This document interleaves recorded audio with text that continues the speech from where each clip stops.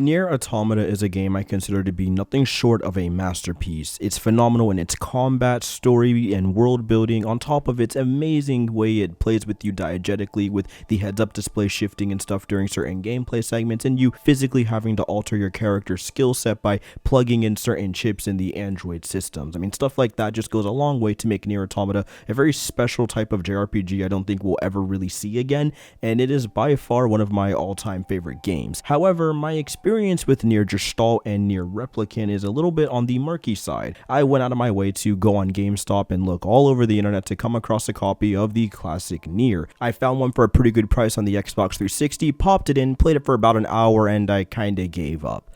I don't know what happened. I think it was the combat for me. It felt very clunky and kind of dated and jank, and it just didn't hit nearly the same as, well, the guys over at Platinum Games when it came to Automata's combat, and to be honest, that was kind of what I was expecting popping in the 360 version. Sure, it was a little bit unfair to judge the game like that, but hey, it was me. I was a little bit younger back then, and I just wanted something that was pretty close to Automata, and this, it clearly was not. It also didn't help the fact that shortly after of me getting the game and playing through it a little bit, there was a remake that was announced, which was Nier Replicant for PS4, Xbox One, and PC, and it looked like it was going to solve all the issues I had because it pretty much was the Automata engine from everything that they were showing off. So I decided to shelve the game for the time being and just wait for the inevitable remake. And here we are in 2021, April sometime, and another console generation has passed, and boom, our Nier remake is finally at our fingertips. So without further ado, let's delve into the wonderful world of Nier Replicant. I'm going to be talking about the presentation and gameplay first, a little bit of the story towards the middle, and of course at the end, full story spoilers and analysis ahead, along with timestamps down below so you can follow along and make sure you don't get caught up in anything you don't want to see. Alright, sounds good with you guys? Great, let's get started. I just want to stress just how gorgeous Nier Replicant really is, man. This game, from the moment you load it up, is just beyond wonderful. I really like the haunting, like weird dream-like state the entire game is in. It has this hazy look to each environment you come across, and it feels very alien in a lot of ways. And I like how it, makes you feel like this isn't really a great place to be, but at the same time it's oddly beautiful, so I'm gonna stick around. Every landscape just does a great job of conveying what type of place it's trying to be, and it sells its atmosphere perfectly. Personal favorite areas that I really come back to and just can't get enough of are the seafront town. I think it's really nice to always have that kind of beach level, and it feels really comfy and at home, and especially when you're talking with the NPCs and doing side quests for them, it brings a little smile to my face. The area does exactly what it should be. It is very eerie exploring through it, and I really get this weird sense of dread every time I walk in, which is pretty plot relevant, so kudos off to them. And I also just enjoy exploring the overworld and stuff. There's some really cool little secrets you can find if you do certain quests, as you could probably see on screen, and I just think that's funny and old swell. I think it goes without saying that the main cast in terms of their character designs is just outstanding. I really love Kaine's outfit. It represents a lot more than just being, typical sexy girl things. Like, there's a lot of lore and stuff behind it that makes her character feel that more, empowering and pretty cool. And then, of course, Nier and his time skip, like, it's just great. His hair is absolutely fabulous. Emil's outfits are awesome, and on top of that, you get unlockable costumes as you play throughout the game, and they all have a good amount of drip, so kudos to the developers over there. I mean, great stuff all around. Gameplay is also very, very well done in Nier Replicant. You could tell they definitely took many pages out of Nier Automata's book in terms of how to make your animations flow, how to make the combat flow, etc, etc, and it pays off in dividends here. It just feels very fast, kinetic, and tons of fun to blast through shades without feeling too much tedium seep its way into your gameplay roots. It's just really satisfying to beat down on enemies, hit perfect parries, and call in all your magical abilities. On top of the magic system being completely reworked in a lot of ways, where you could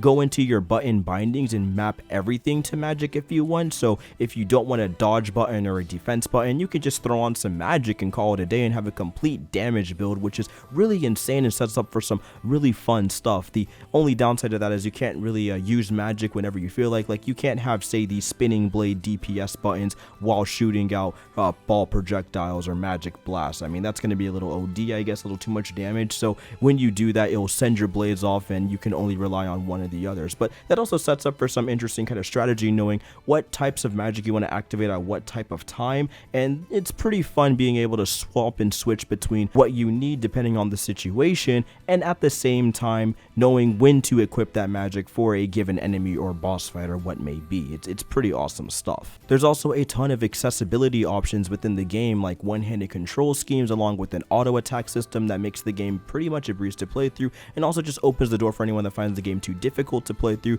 wants either a cakewalk to get to the next cutscene, or you have a disability and you feel like these are some options to help you feel you can interact with the game without taking too much control of the player away. So there's a lot of stuff in the game that makes it very accessible, and I have no choice but to applaud them for that. That's really great, and I found these options to be genuinely helpful to exploring the game and having a blast with it. Really great stuff over at the Nier Replicant team, and I hope to see them utilize this more for future titles. Fighting the shades is not too bad. It's really fun when it first starts and you're kind of building your character's level up and getting into the groove of taking on the shades. That first initial playthrough is just great. You're learning how to parry mini bosses, you're learning how to take on certain enemies and sidestep and do all sorts of crazy fun action game stuff, and it just feels outstanding to pull it off. However, towards those second endings and the third ending and the fourth ending and the fifth ending, and you get the gist, the endings you have to play through, it gets really tedious, I won't lie. Either you're kind of locked in these rooms where you have no choice but to deal with fighting infinitely spawning shades, or waiting for a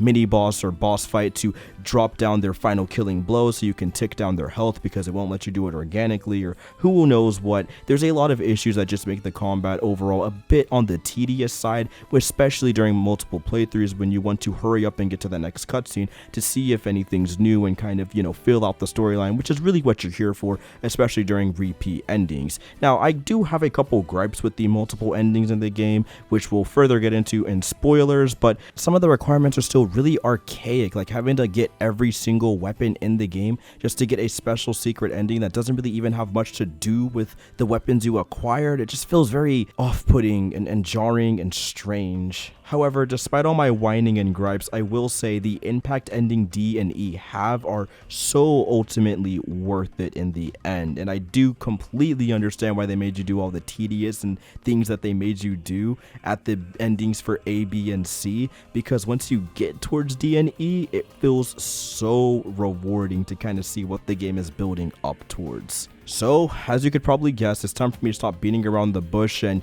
delve straight into the spoiler section of this review. However, before we enter there, I just want to say, if anything that I've shown you or talked about seems very interesting or cool, or you're a little bit off-put by the amount of tedium that I mentioned with the multiple playthroughs that you're going to have to experience to get the complete true ending, I just want to let you guys know that it is all worth it in the end. I was frustrated, I was upset, but the things that they do for the payoff are so worth it that it made me really sit down and be like, this was genuinely incredible, both the gameplay wise and narrative wise. I mean, they did some really smart stuff here.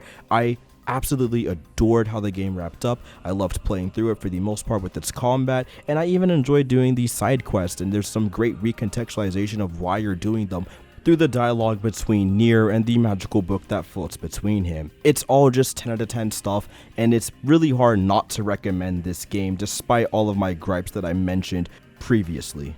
Okay, so with that all out the way, we're entering spoilers. If you are still here, click off immediately if you haven't played the game. If you just want to stick around to hear my thoughts, come on down. For our Nier Replicant fans, let's get straight into it. I'm not going to talk about, give you the whole flavor text, because if you're here, you already know. Let's get straight into the meat of what I want to discuss, alright? Let's go. So firstly, it's Kaine. I think Kaine's character arc is so good, dude. It is so incredible. She's a character who knows nothing but loss and destruction and hatred. She went her entire younger life getting bullied, the likes of which you get explained to you through various text boxes. She had a grandma that came and saved her and treated her with all the kindness and respect, and the shades took all of that away from her, and not only that, infected her body, which was already kind of this weird amalgamation of if it's really her body or not, because she's intersex, and the villagers made fun of her for that and called her a freak and did all these awful things to her, and now she has to deal with this shade living inside of her, and now the only way to express and kind of get out of that comfort zone to make sure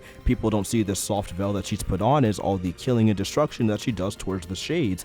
But of course, she meets none other than Nier and Emil and starts opening up to them and understanding that, hey, there's more to this life than just killing shades and being a evil person because I was treated poorly. So I'm going to go out of my way to start opening my heart up and accepting people inside of it and not being as, rude and fussy. And it's just such a great arc, and you physically see her in both dialogue, mannerisms, and gameplay kind of change her surroundings and really start respecting Nier and respecting the even NPCs and villagers you come across, and she starts opening up around you and even walking into villages and things. Like, it is really outstanding writing. There are so many things that I love about Kaine's character, from the way that she proudly owns the type of person she is and fully comes into her own and doesn't let the bullying and depression take over her life, and really, wants to spread the same positivity and love that Nier and Emil gave her. And something about that is just beautiful, man. But also, as a side note, I like how she gets all of her swearing and mannerisms straight from her grandmother, and that's like the one thing she adopted into her life to kind of remind her of her grandma. Vice, you dumbass!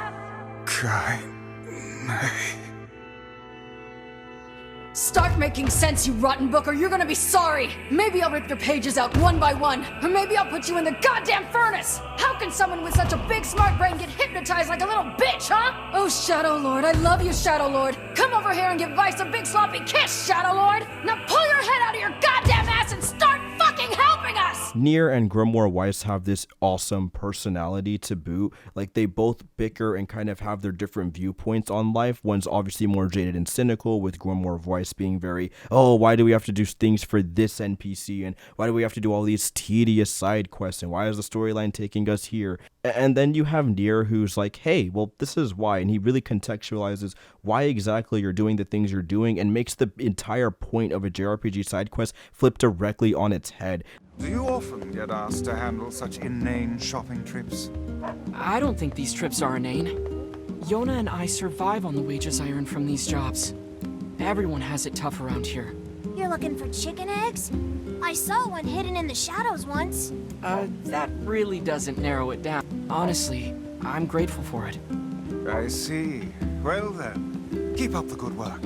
That was such a great character interaction. It works for both ways. It works on a gameplay way because it makes me as the player feel like, hey, it's not actually awful to do all these side quests. Like, it genuinely does feel worth it. Even if sometimes you don't get anything out of return, I still got to contribute to the village. And on the other side, on a story perspective, it gives insight into how much of a goody two-shoes Nier really is, and how much he just wants to help his community around him and just make the world a better place. Like, that is just 10 out of 10 stuff. I also just love Nier's complete commitment to doing everything he can to save his sister. Like, that is just great and very relatable, and I love that aspect of his character. And I also definitely enjoy how they even work in the time skip. Like, when he goes past the 5 years, he doesn't just become this annoying edgelord who's like all jaded by life and done with everything. He's cynical about things, but he's still optimistic and knows that he can do whatever he needs to do to save his sister at the end of the day, and he will go to no matter what the lengths is to save her and make her safe. Your sister is safe. Do not mourn her, and do not give up hope. Instead, you must call her back to you.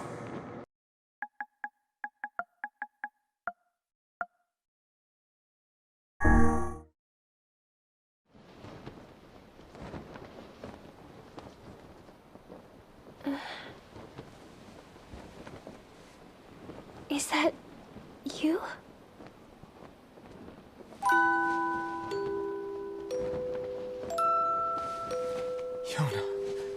Save his sister at the end of the day, and he will go to no matter what the lengths is to save her and make her safe. And it's great. And then you have Emil, your final party member you gain throughout the quest, and it's just, man, I feel so bad for this guy. And I love how they take the fact that he is constantly changing bodies and constantly dealing with this abuse, and he never lets it like beat him down to a pulp. He's always like, well, yeah, things are bad. Yeah, this isn't going the way I want it to go, but you know what? I'm gonna make the best of the situation because I'm with my friends, I'm with people that care about me, and I'm with a world that I truly want to save. And there's so many great moments in there of him like, hey, I used to not be able to see the world, but now that despite I have this hideous body with the skeletal frame and everything, he can at least finally see what his friends' faces look like and see the world, so it's not that bad, and he's gonna work through the pain. And it's just like, wow, dude, like keep that same energy, keep that positivity, be happy. And I love that so much, man. It's so great. I would really say the bulk of Nier 1 is just this really strange optimism about the world. Like, despite them seeing all these constantly depressing events and getting fed this depressing information, like how their entire life has been a lie because they're replicants and they're not true human souls or whatnot, and that the true human souls are the shades they've been killing this whole way, so them thinking that they were doing the best for humanity and learning that they actually were killing humanity is like, whoa. And they're kind of just like, I mean, that is pretty sad, that is pretty upsetting. However, I'm gonna just keep doing me. I'm gonna just keep doing what I've been doing because the shades have done this, this, and that, and I just want to live our life the best we can because this is the life that was given to us. And it's like, you know what?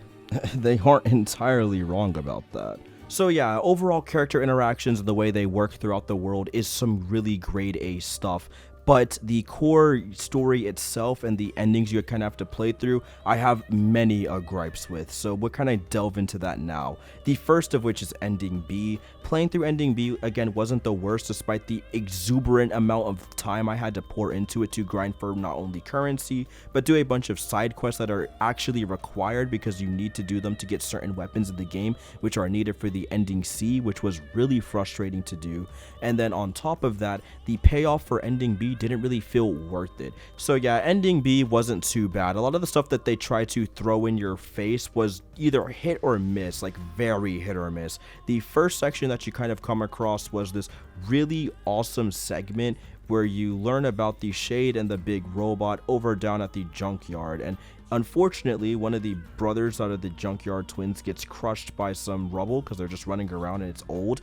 Like that's literally what happens. And one of the brothers thinks it was a Shade who did it this whole time, a Shade and a robot. But it turns out that they were just kind of chilling there, and the Shade is this poor guy who lost his mother when the humans went and killed them, and he's been kind of grieving, but the robot helps him cope and stuff ever since. Pretty wholesome stuff or whatever. Having to take them out was actually a little bit soul crushing. So yeah, good stuff on that behalf. Another pretty okay one was the Seafront boss, where you're learning more about this little girl named Louise, who's actually a Shade in disguise. But this guy who is the postman comes up there and is giving her all this advice and helping her sing songs and just being a friendly kind of father figure for her. And she just keeps eating humans even though she knows it's bad, just because she wants to stay in her human form longer so she could keep talking to the postman and get that fatherly love that I guess the Shade never really had. And I mean, again, it's pretty sad having to take her out because she genuinely just wants to be, what they are, which is human. She wants to reconnect with that life that she's supposed to be living, but due to the replicants, she can't. So again, it's very hard to get mad at her and the actions she's doing because it's like, you just want to be one of us, and it's clearly a younger type of kid Shade, and it's like, it's just sad that they're doing the things they're doing and all this senseless death has to come around because of it.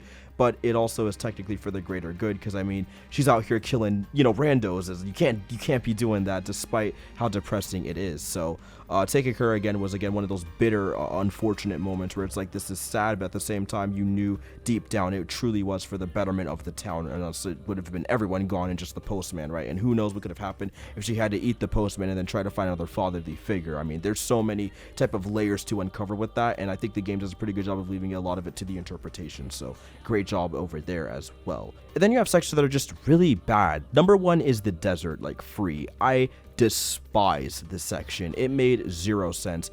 Essentially, the game starts with you having to fight wolves. Like, you have no choice but to take them on because they're running at you and genuinely trying to kill you, right? So of course you take them on, and it's shown later throughout the game that the build up to the wedding with the king and Fira are, well, they have to kill some of the wolves because they're afraid they're going to get into town, and rightfully so. These guys are absolutely vicious, and they're also known to throw, scorpions at you every once in a while, and no one likes getting poisoned when you're out there. So that's just a little bit of an issue. However, when the wolf Shade sees his young get killed, he goes into a furious state.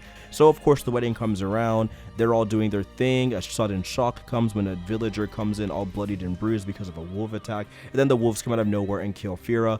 causing the king to go very upset and mad, and again, rightfully so. He pulls up with his boys and they completely take on the evil wolf Shade and, you know, end up killing him and his boys, which again is fine. I just did not understand what this was trying to do. It genuinely just felt depressing for the sake of being depressing, and every type of moment they tried to shove down my throat to make me feel bad for the wolves just did not work.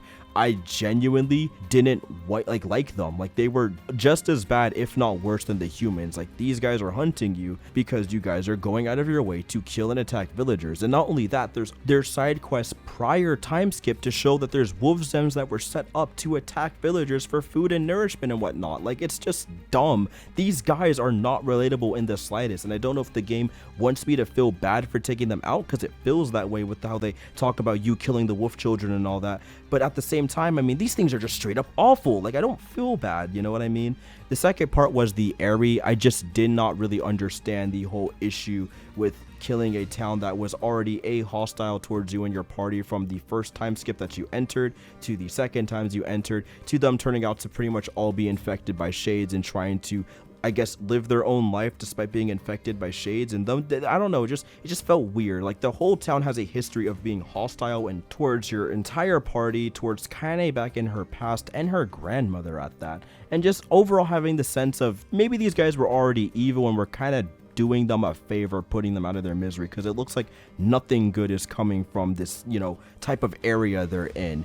Unfortunately, Emil does unleash like this super blast because of his sister's body, and he becomes like this full magical ticking time bomb essentially, and he does end up killing basically everyone in the area, making a huge mess of things, which does mess him up a little bit. However, at the end of the day, he did have enough magic to protect his friends and not kill them, so that does say something about his character and who he was trying to protect and all that. Again, it's just like, I don't know, half of this town was absolutely throwing hands with me for little to no reason, and again, it is very hard for me to feel bad for the situations going on, considering how awful they treated me from the moment I stepped into the village to, you know, up until it got destroyed and we all kind of dipped from there. I don't know, it just wasn't the best. And then finally we had the absolute draggiest section of the entire game, and it is the just weird and really annoying giant strings of text that Forest of Myth has. The minute you walk in there, it's just walls upon walls of text and really cryptic riddles, and you just kind of play these dumb little text adventure games and dip, and they don't really have an impact on the story at all. It feels like they're just definitely one-off kind of experiences that you go through, and with very little payoff. I just was not a fan of these sections. They take way too long. You unfortunately actually have to pay attention for the most part to what pieces of dialogue are being said, because they'll randomly generate the answers you have to give and things like that at certain points, and it's just not a blast to go through at all, and it really slows the pace of the game to a crawl, especially because it's just a bunch of cryptic stuff that's really hard for me to even come close to getting attached to. The build up to the final battle was pretty great. I love the twist with Delva and Poplia working with the Shadow Lord this whole time and trying to jerry-rig some events together, and they just unfortunately do not go well at all because they're trying to keep the Gestalt project alive, but Nier and his bandit of misfits are just too powerful. And then, of course, replaying those sections over and over and getting a little bit more context about what's going on is really great, and I always cheer and get hyped when the King of the Desert comes back with his boys, you know, the masked kingdom, and they take on the Shade one last time to help you guys get out scot-free. I mean, that's always a pog moment for your boy. Overall, the first ending just wasn't that bad and wasn't that big of a deal. It's ending C where I almost lost it, because you have to replay everything that I just described again, and there's barely any new content. Finally, we get to the Shadow Lord fight, which comes up about 2 times prior to, but there's not much to really talk about other than the first 2, where you pull up on the Shadow Lord, you murk the Shadow Lord, you save your version of Yona, and you guys live quote-unquote a happily ever after life. However, on ending C's run, what ends up happening is Kaine gets overtaken by the Shade that's inside of her body, and then you have no choice but to ultimately have to fight her and murk her in the end, and you get to choose between either killing Kaine or sacrificing yourself to get rid of the shade inside of her and let her live with Yona and, you know, kind of carry out the rest of her days as a mortal being, which is, you know, really sad and definitely something Nier would do, and it's just great, and we'll talk about that in a little bit. But for this, you have to kill Kaine, and you get this really emotional scene where he's putting his sword in her chest and everything, and she's reaching out to him. The shade that was inside of her the whole time is like, you made the right choice, kid, and you did the right things, and she's finally at peace. And I don't lie about these things because I lived in her body for years, and it's like, dang, man. That's bittersweet. It's like, it's sad because it's like she's finally free from her burdens and stuff, but she can't experience life with Nier. And on top of that, she also learns that, hey, it's just time for me to move on to the next, you know, phase of the afterlife or whatnot the shades go through. And, you know, I'm leaving you my lunar tear and I shed a tear. You know what I mean? It's rough. So if ending C is the one that makes me like tear up a little bit, ending D is the one that genuinely makes me like cry. Like I'm sitting in bed contemplating what just happened. You know what I mean? What ends up going on is Nier decides to sacrifice himself to save Kaine, which is someone he basically loves, like someone he really cares for, and give his body up and his soul and everything so she can live a mortal life and, you know, keep a good eye on Yona for him, essentially, because he's learning that life isn't just saving his little sister and all of that because of his adventures. It's also caring about the ones that, you know, have been there for him and the ones he loves, and knowing that his life isn't nearly as important as is Yona and Kaine now. Like, he's like, hey, I can give myself up and you guys can just kind of do you, and you know, I'll see you guys another time, basically. And it's really powerful. And when you eventually sacrifice yourself, you end up losing all of your save data. You literally watch it get erased in real time, man. You literally see your book open, all the notes get erased, everything's gone. I mean, we're talking weapons, maps, items you've collected, everything disappeared. And you unfortunately have to be erased from everyone's memory. Like, you're sacrificing yourself to eradicate the shade, essentially. And she wakes up and she doesn't know what's going on. She just has this faintest ideal that Nier is this guy who saved everyone. And she looks up towards the sky, and it's this beautiful white light, and Nier kind of looks back and sees Yona and Kaine. I don't.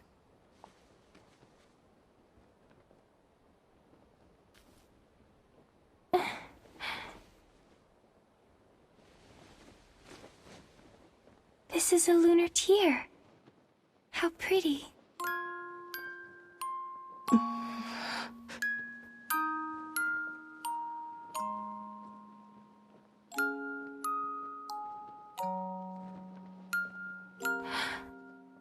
Are you crying? Yeah. I guess I am. And it was really beautiful, honestly. So the game back in the day would end there with the canon sacrifice ending. Like, I think that was the official ending, basically.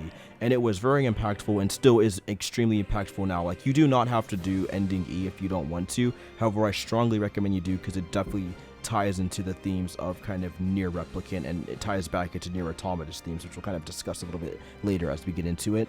But what ends up happening is, for ending E, you play through essentially the first steps of the game again, and it's, you know, doing the same old. You play through all the way up into the big airy boss fight. So when you go to the area again and you see all this destruction and stuff happening, and Kaine is coming back to help you, and you take the boss out, as you know, Kaine is pretty much passed out. Like, she's down for the count, and it takes Nier's voice calling back to her to bring her back into the light and revive her, essentially, to keep fighting with you for the rest of the game.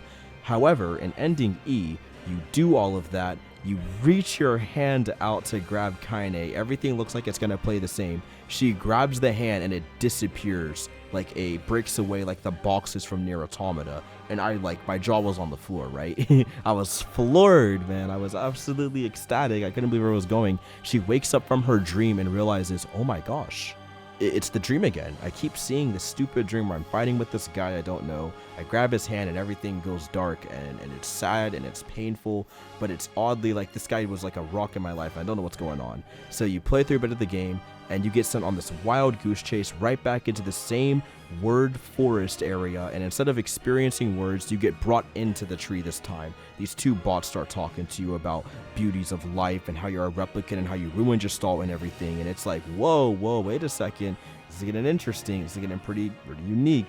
And I'm getting Nier Automata vibes. You know, I'm getting a little suspect here. And you play through it.